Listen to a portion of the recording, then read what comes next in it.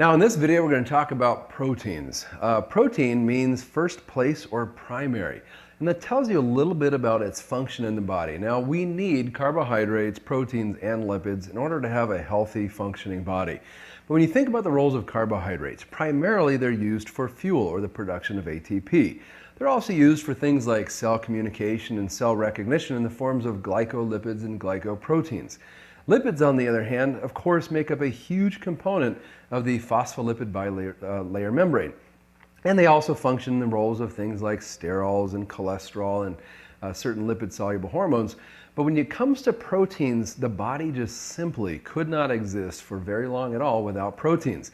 So we're going to, in this video, talk about proteins, a little bit about amino acids, though we'll talk more about amino acids in a couple videos later in this course. And then we'll talk a little bit about how they're digested and absorbed and those things. But let's first start, and this mostly should be review, talking about some of the major functions of proteins. Now here we have listed a number of different things, and we could categorize these in a number of different ways, and many different textbooks do so. But proteins, which again, just very simply as an overview, which should be review, a protein is a sequence of amino acids. And there's a number of different amino acids that are required for proper body function. The different sequence of amino acids dictates the type of folding or bending that a protein will do, and the different folding and the number of different amino acids and the sequence of amino acids excuse me, dictates the structure of a given protein, and the structure, of course, defines the function. Now there's a wide variety of different proteins in the body, and they all have a different function, therefore they have a different structure, and the structure is really dictated by the different amino acid sequence, how many amino acids, and in what order they are. One of the roles of proteins, of course, are catalysts. Now a catalyst is going to be an enzyme. Now in this course, when we talk about biochemistry, we could talk about glycolysis. Now glycolysis is a series of 10 steps, and there's different things that are made throughout that process. But understand that it is an enzyme that is in each of those 10 steps that makes that step happen. Similarly with the citric acid cycle or Krebs cycle, very important pathway that we'll talk about the intermediates, but understand there's enzymes in between those intermediates, and without those enzymes, then that conversion just simply doesn't take place. So enzymes could be seen as the thing that's necessary for life. That yes, carbohydrates and yes, lipids are very important for a number of different things in the body, but without enzymes, we can't actually utilize carbohydrates or lipids for their downstream purposes. So if there was no other list involved in just simply calling proteins as enzymes, the fact that proteins are enzymes and we need enzymes for every single biochemical process that takes place tells you the importance of proteins. Now, proteins are also act as messengers. Messengers could be things like hormones, chemical messengers. So insulin, glucagon, ADH or antidiuretic hormone, also known as vasopressin. These are all examples of hormones, and hormones are chemical messengers. Also in this list could be things like cytokines. Now cytokines, we'll talk about those later on in this list, but cytokines or interleukins are proteins that are made by the immune cells, and that's their way of communicating with each other.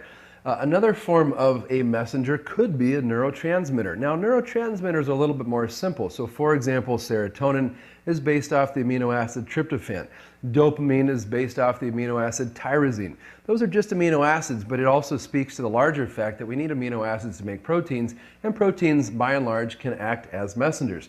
There's also then structural functions of proteins. You've probably heard of the proteins actin and myosin. These are found in skeletal, cardiac, and smooth muscle and are involved in contraction. So without the proper amino acid sequence to make the proper proteins of actin and myosin, we simply couldn't contract any of those different types of muscle. Also with structural proteins comes things like connective tissue fibers. There's 3 different types of connective tissue fibers: collagen, elastin, and reticular fibers. Those are all proteins, which is to say those are all sequences of amino acids of a given number, a given order of amino acids, and a certain presence of different amino acids. Structurally, we need connective tissue to bind our whole body and all the cells together. It's done so with 3 major fiber types. Again, collagen, elastin, and reticular fibers. These are all proteins, and a protein is simply a sequence of amino acids. Next, we have immunoproteins. Immunoproteins in this class of proteins could again be cytokines. Cytokines are chemical messengers made by immune cells to communicate with one another, to communicate with the rest of the immune system. But the proteins and immune function doesn't stop there. There's also the complement cascade. If you may have learned about that in your physiology course, the complement cascade does just that. It's basically proteins synthesized by the liver that are complement proteins. And anytime you hear cascade, that means that it's a series of one protein activating another in order to have a downstream product. The downstream product in the complement cascade is called a membrane attack complex, or MAC, M-A-C for short. The membrane attack complex complements the immune system by puncturing holes in the walls of the cell wall, of the cell membrane of gram-negative bacteria. So obviously, proteins play a very important role in the immune system. One more is immunoglobulins. Globulin essentially refers to the fact that it's a protein. So if you've heard of antibodies, which is another name for immunoglobulins, immunoglobulin G or antibody G, immunoglobulin A, immunoglobulin M, these are all proteins. So proteins play a major function in the immune system. Also, we have proteins that act as transporters. Transporters could be things like hemoglobin. Heme is a different structure, but it's attached to globin, which is a protein. And with hemoglobin, we can bind and transport oxygen around the body. We'll also talk about hemoglobin a little bit later on in just a second. Also transporters, there are things, proteins found in the cell membrane themselves called symports and antiports, or co-transporters and countertransporters. These are simply proteins found in the cell membrane that are responsible for transporting some molecules from one side of the cell membrane to the other, or in the case of antiports or countertransporters, sort of flip-flopping different molecules across the cell membrane. Channels within the cell membrane could also be considered a transporter. These are things that are going to bring one molecule to one side, the other side of the cell membrane, either in or out.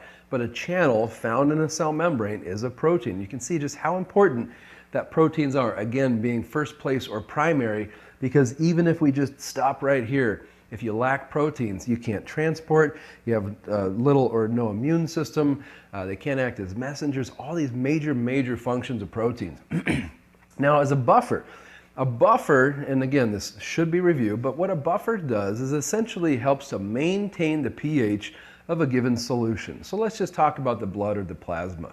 The blood or plasma needs a really tight pH, and that's of course to help maintain the function of the enzymes found in the plasma. What a buffer does is either accepts or donates protons, otherwise known as hydrogen ions, in order to help maintain the pH of a given solution. I'll show you this in a little bit, but proteins can act as a buffer. In other words, proteins can either accept or donate hydrogen ions in order to help maintain a pH. A classic example of this would be hemoglobin again. The globin chain, the protein chain of hemoglobin, can act as a buffer.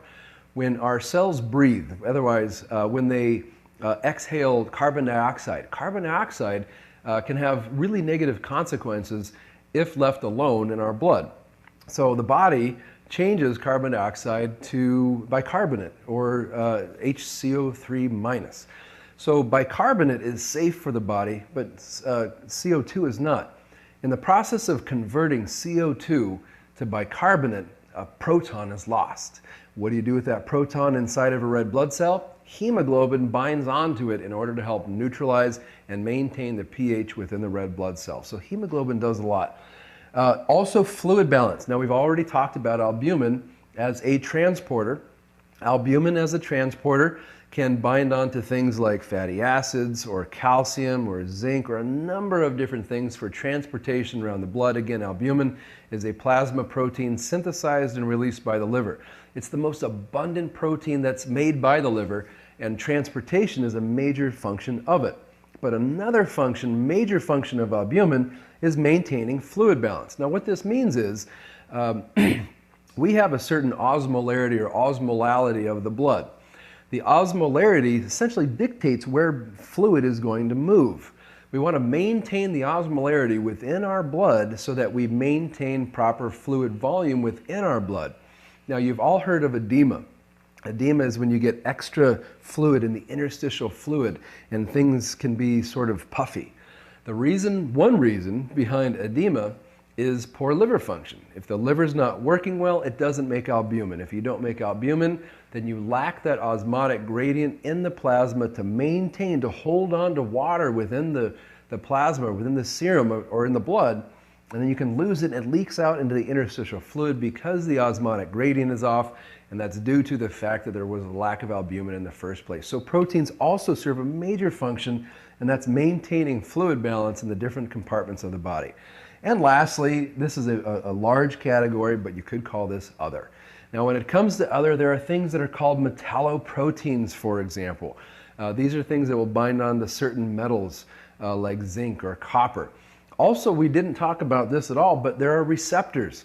Receptors found either on the nucleus or within the cytoplasm or on the cell membrane itself are critically important for proper cellular function, and without receptors, the cell just simply can't communicate with other cells. Receptors are made of proteins, usually by that particular cell synthesize the proteins necessary to make that receptor. So you can see that, again, there's three major macronutrients: carbohydrates, proteins, and lipids. Carbohydrates are mostly fuels, some cell-to-cell recognition, communication. Lipids play a really important role when it comes to cell membranes, but everything else in the body is going to be protein, and without proteins, the body simply can't function well. You could take any item off this list, and if it's the only item that we had as a function of protein, it's still a critically important role. So in the next section of this video, we're going to talk more about amino acids later on, but we need to talk a little bit about amino acids now so that we understand the structure, what a peptide bond is, and really get a sense of what a protein even is in the first place.